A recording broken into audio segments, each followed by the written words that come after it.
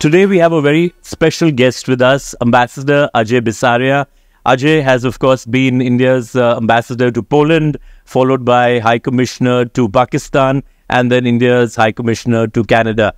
He's had a very rich foreign service life, very intense one at that. Ajay, thank you for joining me on this show. So how is retirement treating you? Thanks, Arjun. Great to be on your show. It's treating me well. And, you know, they say that international relations is a bit of an addiction. So while I've left international relations hasn't left me. So I'm doing more in the private sector now and doing it at my own pace and enjoying it. And you've written a book also, Anger Management. That's right. I spent the first year of my Which is, of course, a best-selling book now. Yeah. On Pakistan's relationship with India. Thank you. So it's always a fascinating thing watching Pakistan and writing about it. So right. But, you know, today we are actually talking about Ukraine, India's, geopolitical stand currently, Russia. And, you know, I want to start with Prime Minister Narendra Modi's visit to Ukraine, which just took place. And but it is in the backdrop of some very harsh words from President Zelensky, in which he said that he was disappointed to see the leader of the world's largest democracy hug the world's most bloody criminal in Moscow. And then we had the US ambassador to India saying that India should not take India's relationship with the US for granted. Now, I mean, given this kind of harsh criticism, do you think it is really a historic visit to Kyiv, or is it essentially a balancing act for India between India and the West and Russia? Well, I would say it is an important visit. It's an important visit because apart from everything else, India takes it seriously. So, accompanying Modi for this visit is his top foreign policy and security team. Minister Jaishankar is there, the foreign secretary is there, the secretary in charge is there, the national security advisor is there. And the way I would frame it is that, there was a visit to Moscow that had a lot of bilateral content. But this is a visit with a lot of geopolitical content, because this is a visit which has some elements of balancing, because India has a positioning that puts it at an equal distance to both camps. It has some elements of balancing, but it goes way beyond that.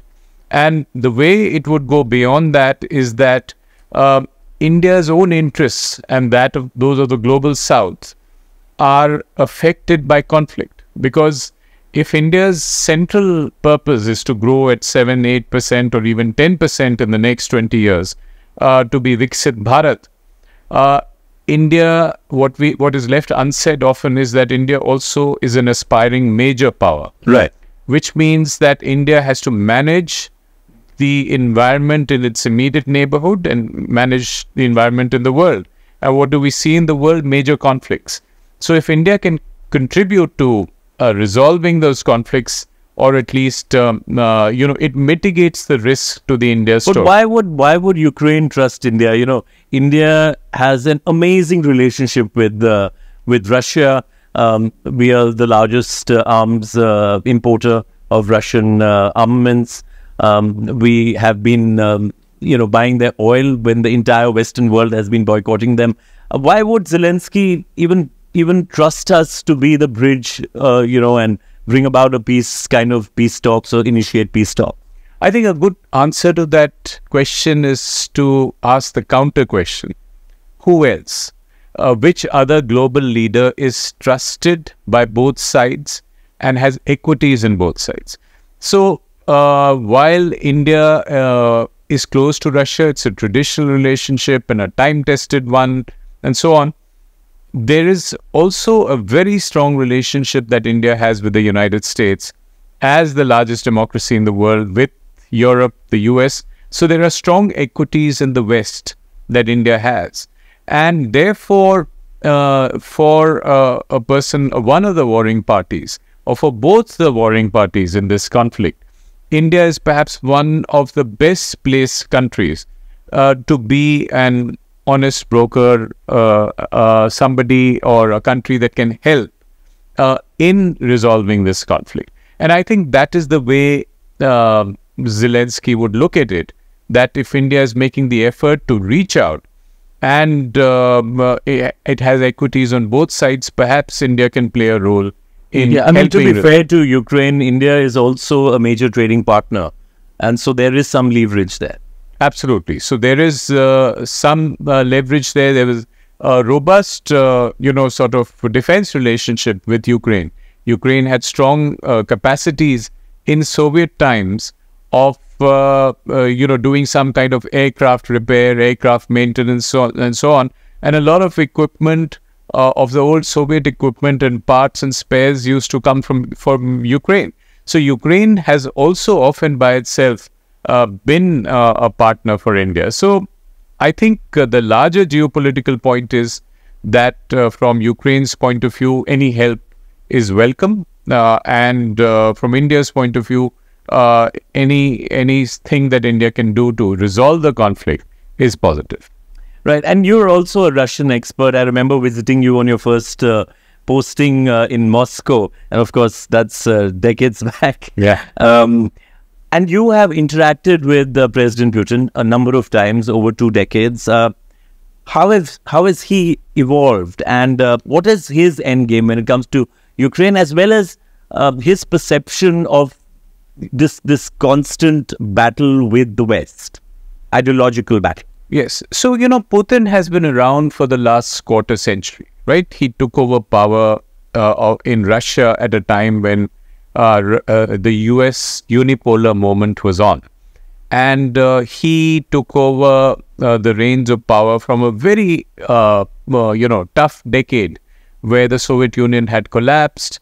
Yeltsin was in charge as president, and he could not manage the Russia of those times. So Putin consolidated power.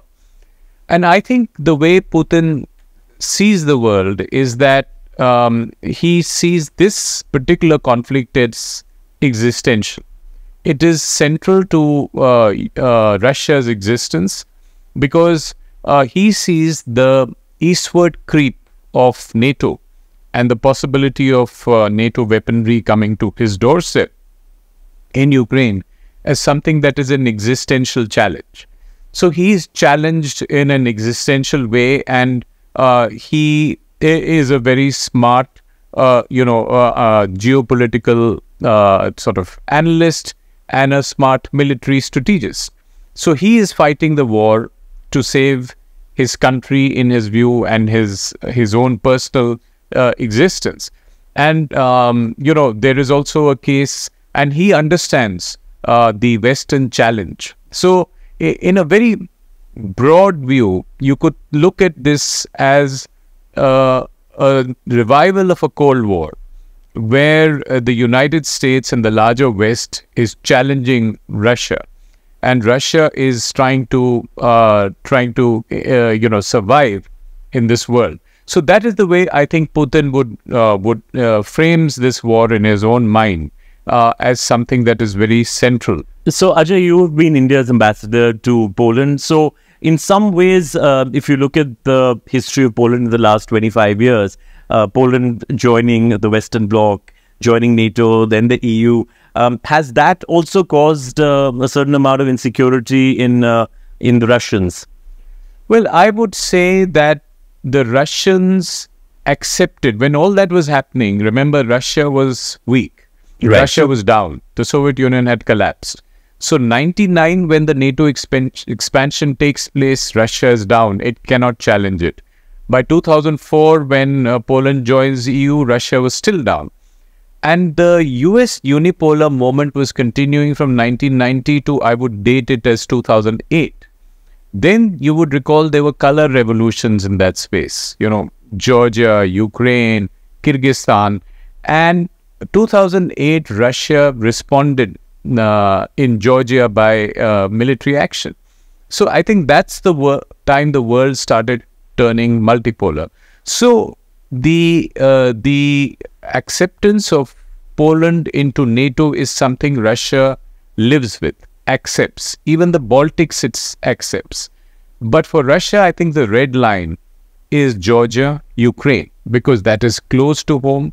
It doesn't want weaponry of NATO threatening Moscow and being very close to its borders.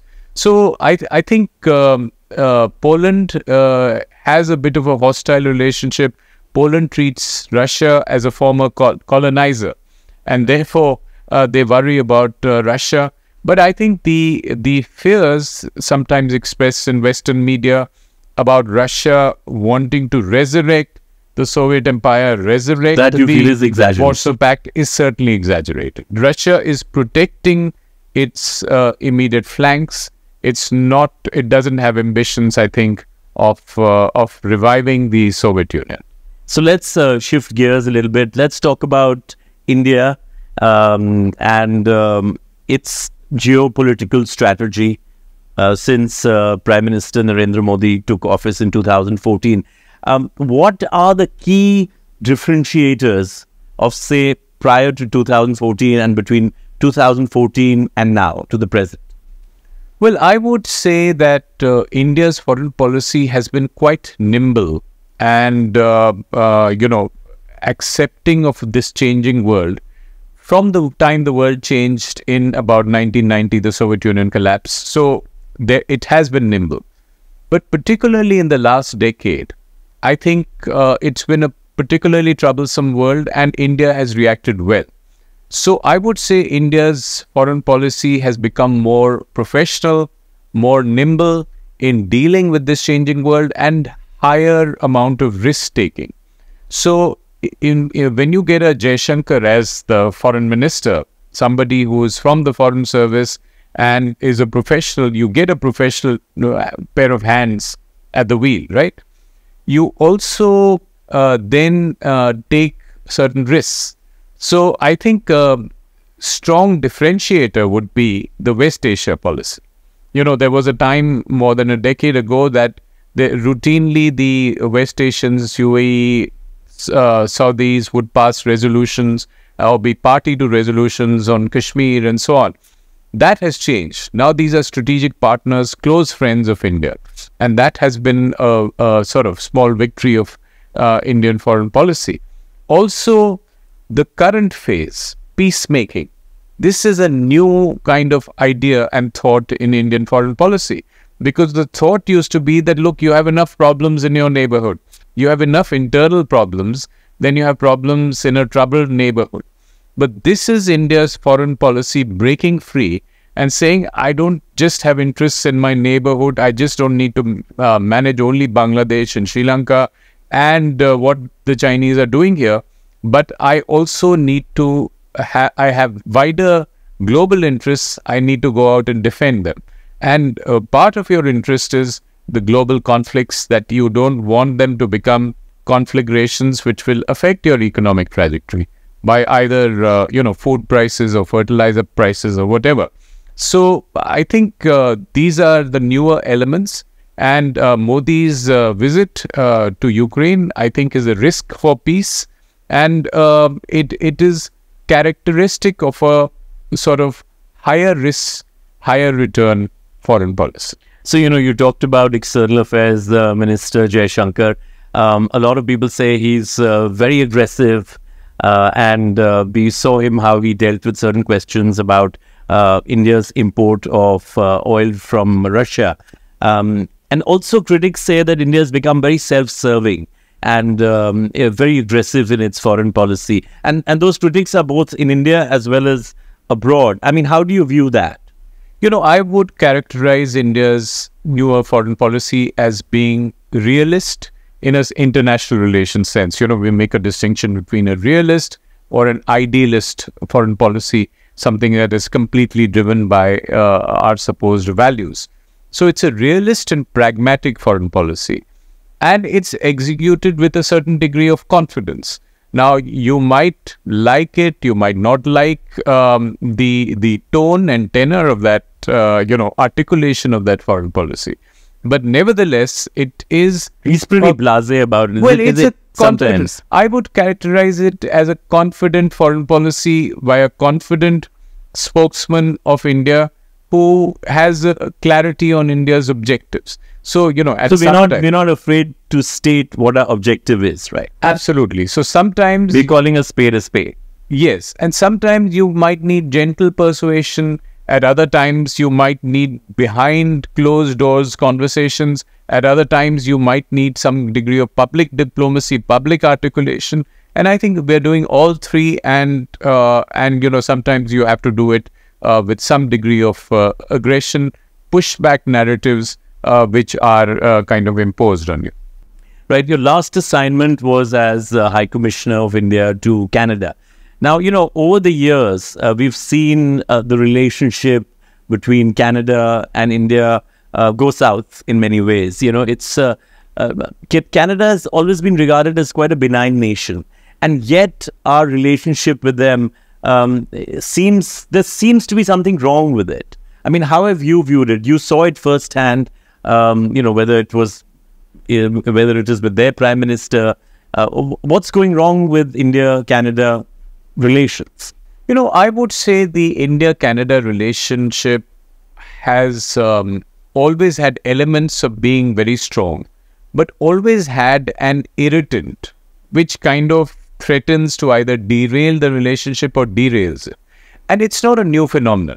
You would recall in the 1980s with the downing of Kanishka, the airliner, and the Punjab movement in India and so on, there has been trouble in the relationship.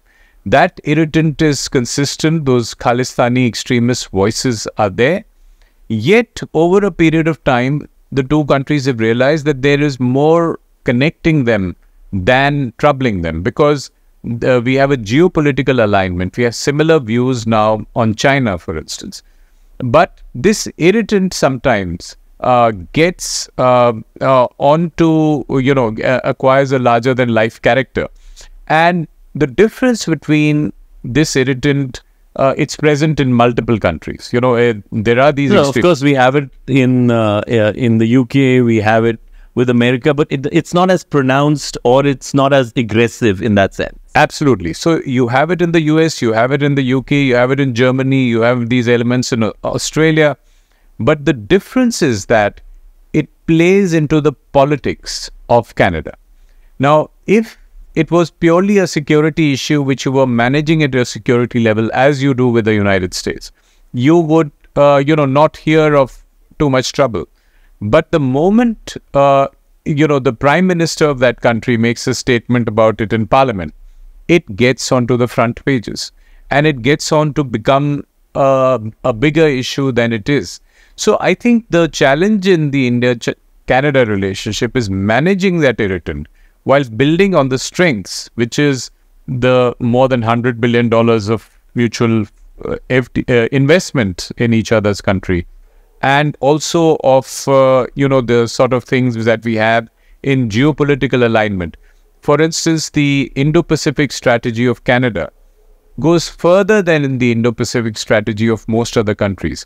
It calls China a disruptive power. It calls India a critical partner. So I think if we somehow manage that political irritant that becomes a political problem, it can get better. Right. So let's move closer to home. If I'm correct, the neighborhood first policy was formulated sometime in 2008. And that, I guess the whole premise was that India would look after its neighbors, would have better relations with them. But we see that that's not going as planned. Do we need an overhaul? You look at Bangladesh, look at Maldives, even Nepal to an extent, Myanmar we have problems with. So how do you see that? I would say that we've had a policy of prioritizing the neighborhood for long. I think it's a consistent part of Indian foreign policy. Even in the 90s, we had the Gujarat Doctrine and so on. SARC was pretty active for some time. Yes, and the SARC was an innovation of the 80s. The idea was that if India grows, it shares the prosperity with its neighborhood, and then that growth becomes more sustainable. But you need to remember that, we live in a tough neighborhood to begin with. Right. So we have Pakistan, a country run by an army, China, a country run by a political, let's say, a party, the Communist Party, both aggressive and hostile to India. We have a couple of failing states. We had Afghanistan, we had Myanmar, and we've had trouble in multiple states, including in Sri Lanka and Bangladesh. So I think we need to understand that each of these neighbors has a destiny and agency, sort of internal process of its own, for which we shouldn't be blaming ourselves. So while India would try to help and try to be a neighbor that is part of the prosperity of those countries, India cannot necessarily meddle in their internal processes. But we were accused of that as far as Bangladesh is concerned. In fact, pretty much every country in our neighborhood accuses India of meddling in their affairs, whether it is Sri Lanka, whether it is Bangladesh, whether it's Nepal, Pakistan, of course, is a completely different ball game. But if you look at the latest case of what's happened in Bangladesh, the toppling of Sheikh Hasina's government, where do we stand now? The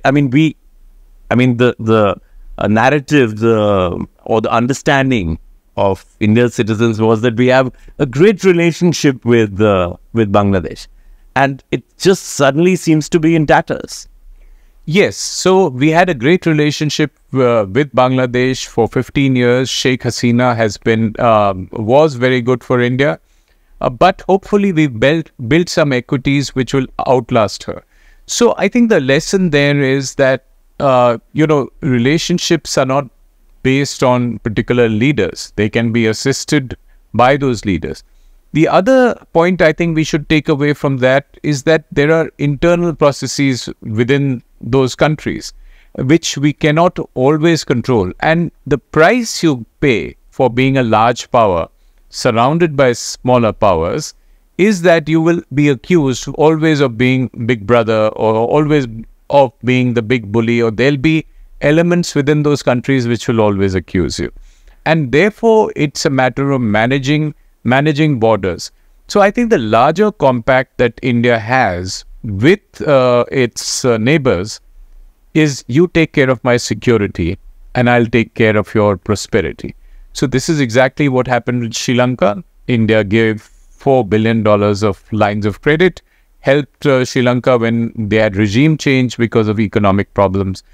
Similarly, in Bangladesh, India has given $8 billion of lines of credit, $18 billion of trade. So these are equities that exist. Now, you may have a political party and you may have forces there which have an anti-India mood. But by and large, I think the attempt should be to build on the positives and the equities you have. So, of course, you talked about the smaller neighbors. Let's come to the big neighbor, China. We've seen trade with China grow exponentially. This year seems to be the highest that India has ever traded or imported in terms of imports. Chinese imports are concerned. It's quite staggering that India's imports from China continue to grow, and yet we have such how would you say it? We have a very poor relationship with China. I mean, I went to the border. In fact, my entire team, we visited the border a couple of times in the last 1 year. And you can actually, there's palpable tension at the border. One mistake can ignite a fire. I mean, that's the kind of feeling I got. How do you see that in diplomatic terms? China is a very complex game, and China is a very complex neighbor to have for us. We've had one major war with them in 1962, and we're going through a current crisis, right? What happened in the Galwan Valley in 2020 was a crisis where China tried to change that status quo on the border and change an understanding of several decades that let's have border peace and tranquility without prejudice to our positions on where the border should lie. And let's go on to other aspects of the relationship. Let's do trade. And it's not just India that accepted this position with China, that it is good for your country's prosperity. It is the entire world. because China became the sweatshop of the world. China became the country that produced economic value for the rest of the world. But everyone is now realizing the flaw in that reasoning, in that policy, because China is now demonstrating that in its rise, in trying to compete with the United States to become the #1 power in the world, it is going to be an unruly and belligerent rise. And we see that with most of its neighbors, right? Even in the Southeast absolutely Asian region. So its Southeast Asian neighbors, Japan, and that is one of the drivers of the Quad. Right. So the US, Japan, Australia, and India all feel that way. But for us, it's real and present, the danger, because it's on our borders.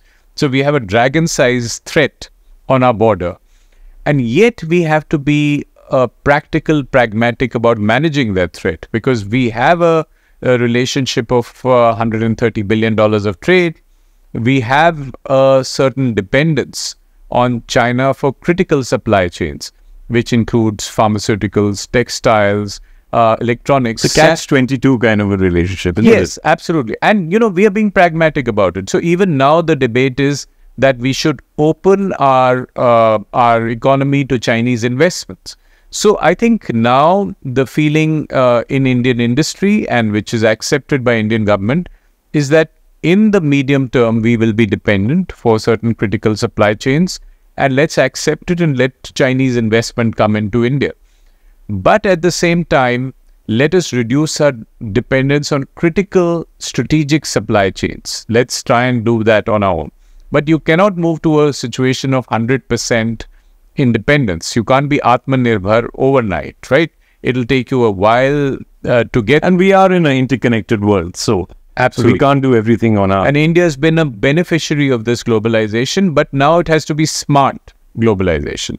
You have to ensure that you're not completely dependent on China in critical supply chains. It shouldn't be that they can turn off the tap and have a huge degree of leverage on you. So it has to be a pragmatic and balanced policy. You have to create alternative supply chains. And China itself is now going through a churn, because, some people are saying, for instance, that the China story is over. The China growth story is over. And the baton has been passed to India for demonstrating that growth. So you are getting the investments that were going from the West into China. A good chunk of it is possibly coming to India. So I think it's a complex situation. And what Indian diplomacy will try to do is manage it.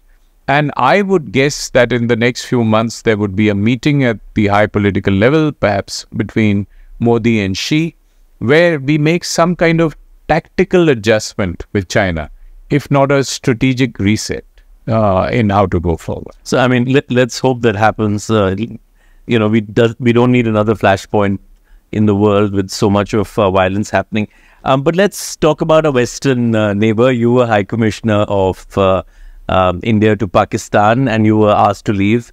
Where do we stand now? If you look at Prime Minister Narendra Modi, he's very clear about it. And, he said, "Arey, unko chhod dijiye."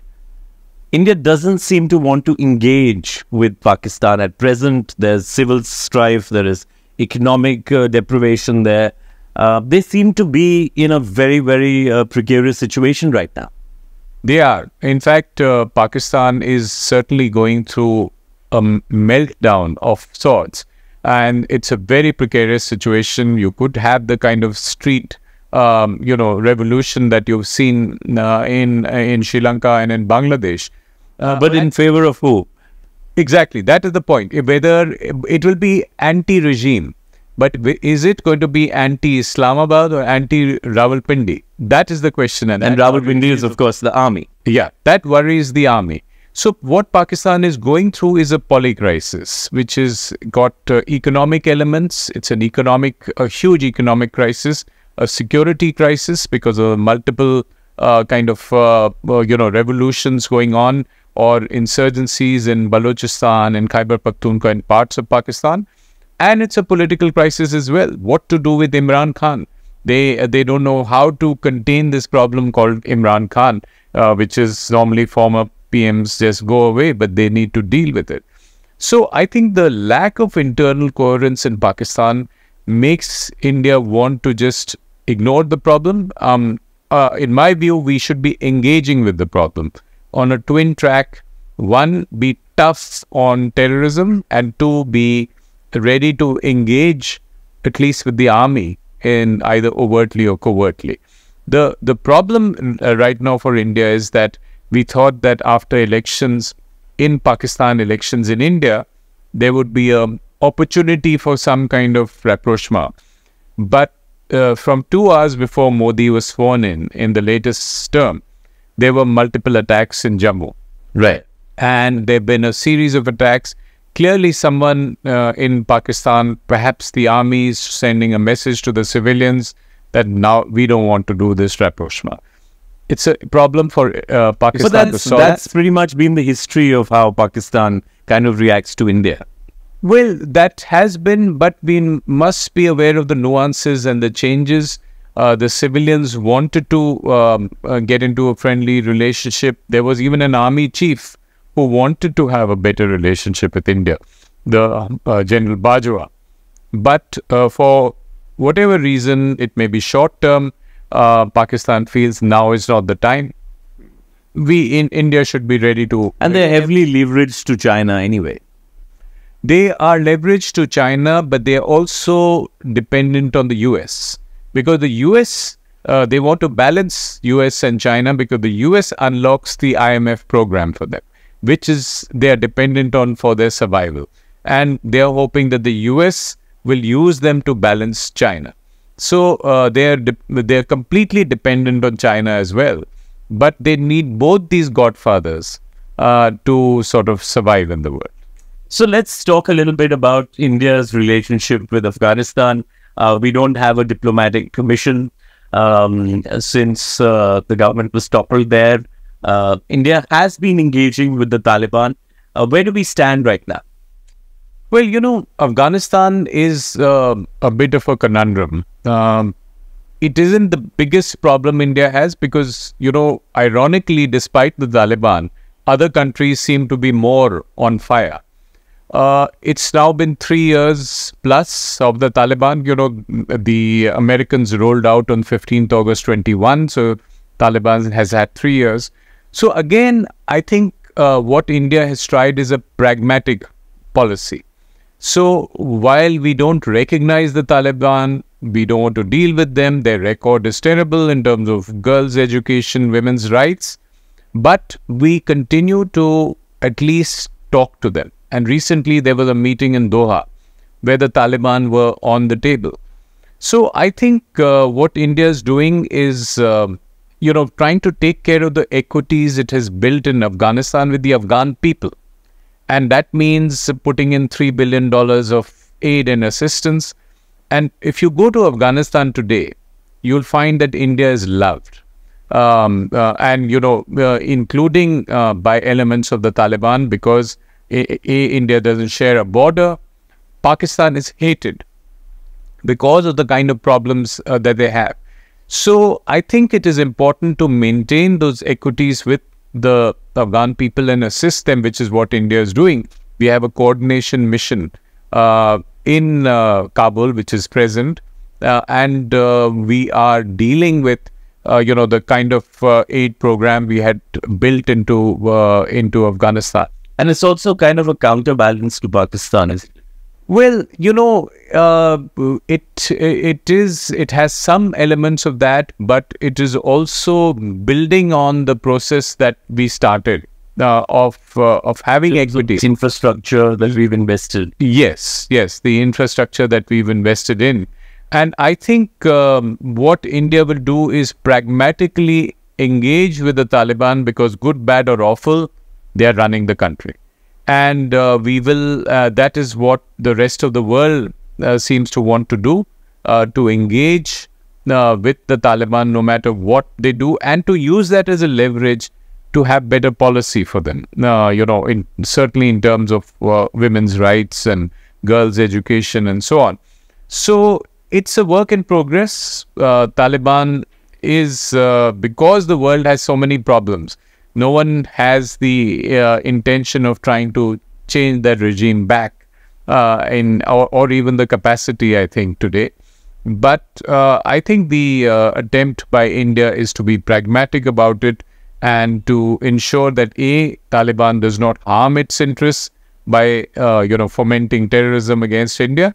That seems to be taken care of, and B, that the Taliban, we can in some way help the people of Afghanistan and continue doing. So, okay, let me ask you this question about the world leaders that you've met. I mean, you work very closely with India's Prime Minister Atal Bihari Vajpayee. You were his private secretary from the Foreign Service. Who are the other leaders who have really impressed you? Well, I in my avatar as private secretary with Vajpayee, those 5 years, I was really the fly on the wall, which I could, I went to 50 odd summits, so I've seen many world leaders up close and personal. And certainly Clinton was very impressive, and Vajpayee grew to like him, to trust him, because, he really at one point helped resolve the Kargil issue, at least in geopolitical terms. He called Nawaz Sharif and engaged in some coercive diplomacy on behalf of India. And he used to talk to Vajpayee even after he gave up power. He came often and talked to him. And even Putin was very impressive in terms of his grasp and understanding of India, because he's dealt with India for so long that he understands India very well. So there are some leaders who are very sharp in their understanding of both India and global affairs. So it's always a pleasure to watch them. Thank you very much, Ajay, for explaining in detail the different flashpoints of the world and where India as a whole is heading towards.